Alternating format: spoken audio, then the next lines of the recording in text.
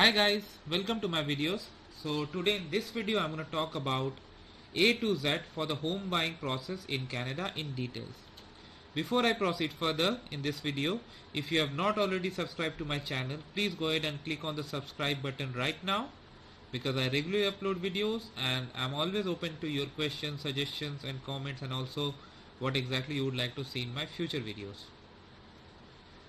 So guys, like when you start living in Canada or anywhere in the world, everyone wants to have a sweet home that they call their place. So there's a process, so that's what I'm going to discuss. So when it comes to buy a house, what exactly is the very first thing you consider? You consider your financial circumstances, you consider how much you can afford, you consider how much you can pay down the line, because not all of us can go ahead and buy a house upfront. Most of the people go for mortgages because real estate in Canada is very expensive. I don't need to tell you because you have already watched this, and I have also explained this in various videos about why that is the case. So now when it comes to buy a house, we'll start with mortgage. So when it comes to mortgage, you have various options. Like you can either go to banks, you can go to credit unions, there are private mortgage companies, and there are private lenders as well. With private lenders you pay high interest rates, with banks and other credit unions you pay lesser. But yes, every institution has their own criteria, so it's not going to be the case that whatever amount of money you want to borrow they are going to allow you. No, there are certain background processes like mortgage stress test, minimum payment required, all these things are there. So how you should begin with this is always try to find out a good mortgage broker, because a mortgage broker is a person, first of all, he or she is not gonna ask you to pay any money. If your application through the broker is gonna be successful, then the broker is gonna get his or her payment through the bank, or through the lender. But as a buyer, you are not gonna pay anything. So it's always a good thing to go through a broker. Now the job of a broker here is to negotiate with banks, credit unions and all about what is going on, and try to secure a lower interest rate for you. When it comes to interest rate, there are many factors like your present situation, like your job. Are you in a full-time job? Are you in a contract job? Are you self-employed? What is your credit score? Your credit score also plays a very important role in order to lower down your interest rate. Your credit history, everything they consider, and that's how it works. So now the next thing is, that is, a mortgage broker can always do this for you. The next thing that you should always ask, based on my experience, is pre-approval.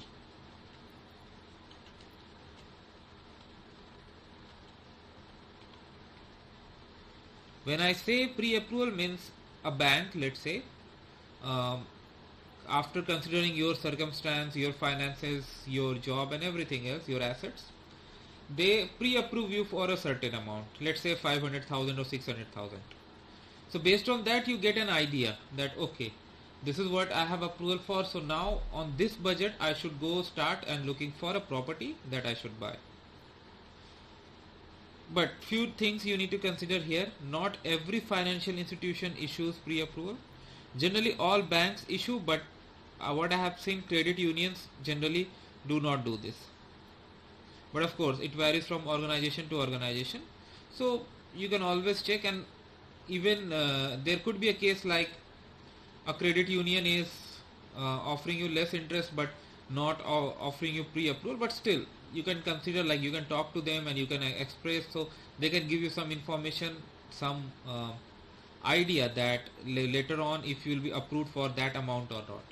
But yes, it's always good to go for a pre-approval, because when you go for a pre-approval, banks, those who issue this, they do a credit check on your profile, but that's a soft credit check. That means there is no hard hit on your credit file, so there is no decrease in your credit score. So it's always good, it's advisable. In fact, when I started for this process, I took two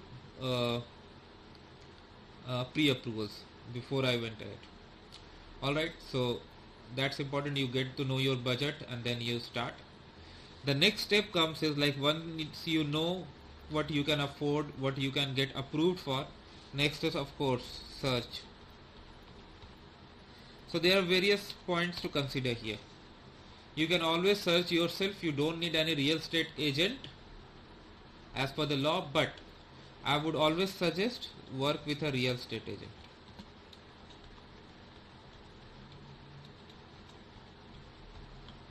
So if you are in a city like Toronto, Mississauga or Brampton, and if you are searching for a real estate agent, actually you don't have to.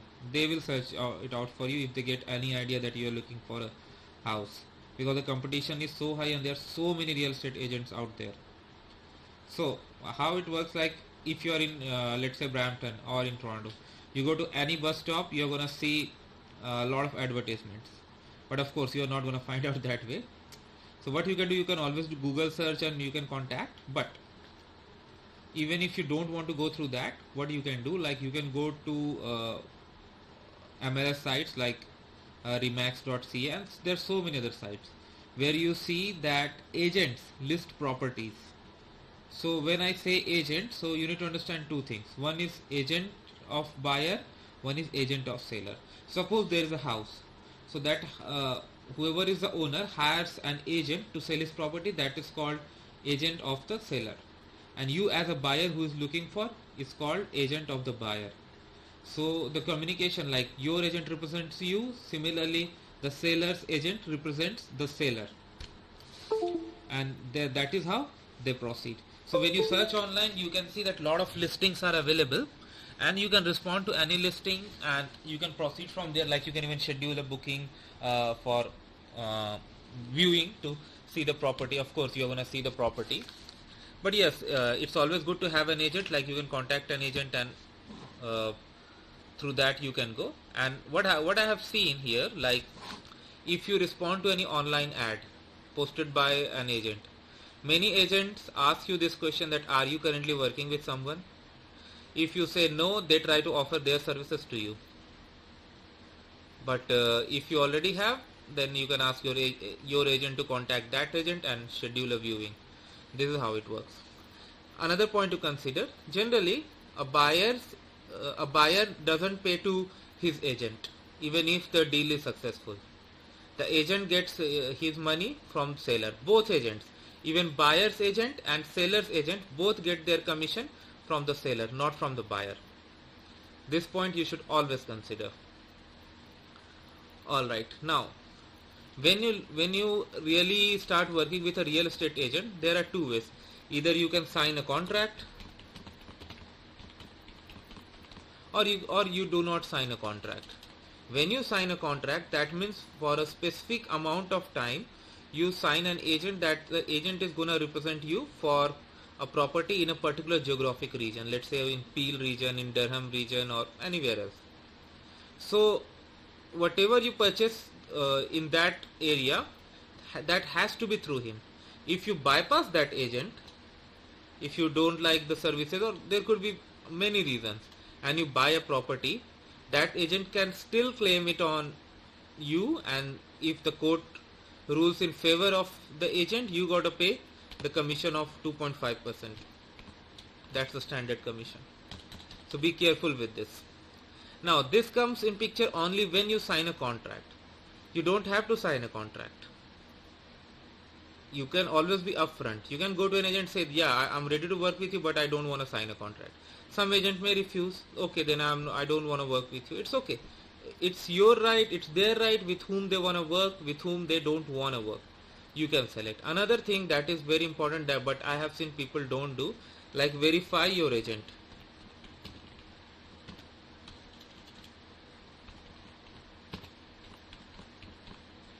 Oh, sorry. Yeah.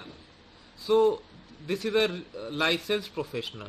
Licensed profession. So whoever works in this profession needs to be licensed and they are regulated. So suppose there is a person whose name is Mr. X. So you can always verify on Ontario. There is a website for real estate agents. I have already published a video how you can check. I'm going to include the link in the description. You can verify if that agent is licensed or not. And not only that, you can get some historical information about the agent also, like if there has been any disciplinary action taken, any conviction, or I mean history, like how's the track record of the agent. You can always check that, and based on that you can take your call, you would really like to sign the contract with the agent or not. So let's say at this stage you have finalized your agent, you started looking at the properties. So when you look for the properties and suppose you like, so the next point is of course the negotiation. Now in Canada you need to understand that there's a listing price, but this listing price is not final price. And in fact many times I have seen that it's kind of indirect. I should not use the word auction, but it's like a fight among buyers to get the property. For example, if I have a very good property, I'm a seller, and the worth of the property is $1 million, but I'm gonna post it at 700,000. You know why? Because then at this point many people would try to get the property, and there will be a competition and the price will go high. Generally I have seen, not in all cases, properties go above listing price, because for a single property, especially if there's a good property, there are so many buyers ready to buy that sellers get the monopoly, and ultimately this is a decision of the seller to pick an offer. If you like a property and you put an offer, it's up to you. Offer is up to you. If a property is listed at 1 million, you can put an offer of 1 million, you can put an offer of 500,000 also, you can put an offer of 2 million also. And it's totally up to the seller to pick the offer available. So that's totally up to them. They can pick up anyone's offer. This is something you need to understand. There's another way in which houses are sold, that is called offer presentation. Generally I have seen this for good properties, those who are really good looking and dashing properties.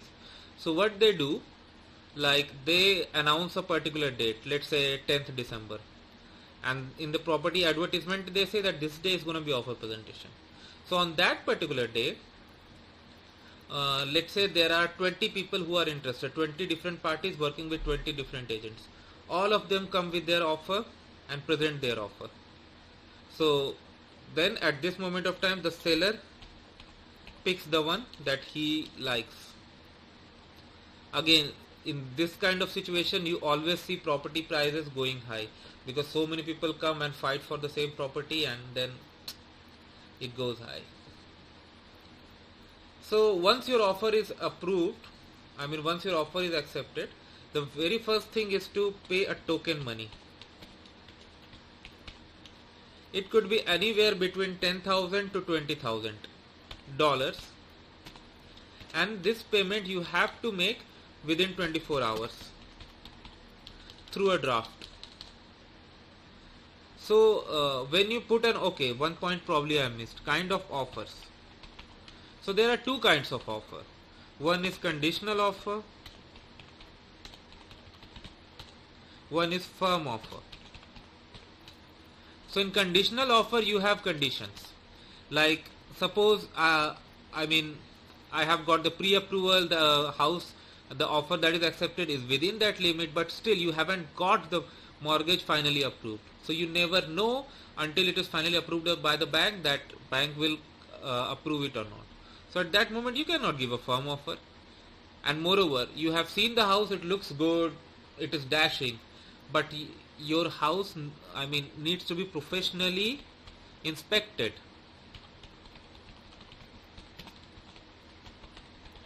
To find out any shortcoming, anything that is not as per the standard, and that you got to take a call. So that's why. So generally people go for conditional offer. Some people go for firm also, but mostly people go for conditional.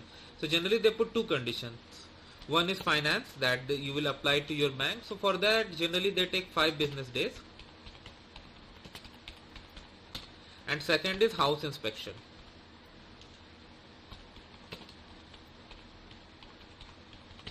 Now here what happens, like suppose you have this 5 days of conditional offer. So in these 5 days, if due to if you are not able to get finance from your bank or whatever reason they refuse it, it could be based on change in your circumstances, you have the flexibility to withdraw your offer, and the token money that you paid has to be returned in full.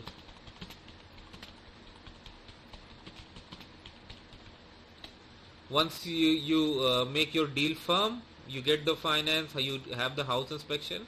House inspection you have to pay. So generally it comes between 300 to 350 for a general size of house, but yeah, it varies. There are so many other factors. There are so many agencies. So these are third party licensed professional agencies. They have to do nothing with you or your seller.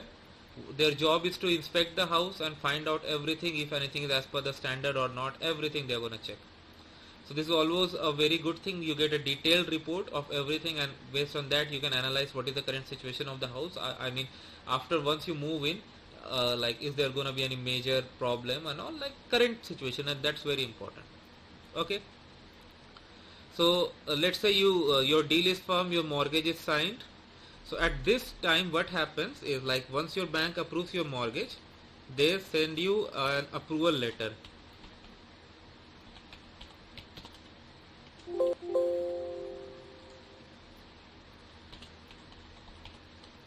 In that all terms and conditions, everything is mentioned for your mortgage, and you got to sign it and send it back to the bank. If you have gone through a mortgage broker, then your mortgage broker facilitate these things. I mean, once your offer is confirmed, once you pay the amount, your real estate agent gives you some documents that you need to send it to your mortgage broker, and your mortgage broker submits it to the bank or lender and get the approval package. Alright, so when you next thing for you is to get a lawyer, real estate lawyer. There are so many available in GTA, so real estate lawyers, and this is required for property closing, because after this the communication is gonna be between your lawyer and your seller's lawyer. They are gonna communicate and make sure the property is closed on time. So when you sign the approval letter, at that time itself many banks ask you to put the details of a lawyer. So you need to find out a lawyer. You can ask your real estate agent and even your mortgage broker, because these guys have contact, because these guys are in this field, so they know many lawyers who can help you right away. Even there are some agents who even get you some discount on lawyer fee. So you can find out a lawyer and put the information. Then once the bank gets that information from the lawyer, the next thing you need to arrange is, like most of the lenders want, including bank, is home insurance. Home insurance is not a big deal. It can be set up in 30 minutes, and nowadays it happens over the phones also. So once you get your home insurance confirmation, that details need to be sent to your lawyer, because what happens after you send the information to your bank is gonna send the detailed package information to your lawyer, and they expect in turn your signature. I mean, you're gonna go and sign in front of your lawyer along with identity proof, and also confirmation of home insurance.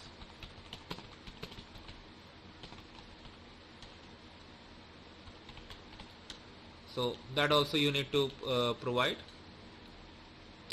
And after that, the next thing comes is title search. This is gonna be done by your lawyer. They are gonna check the property history, everything, and there will be title insurance also to prevent you from fraud, any kind of fraud. That is very important for you.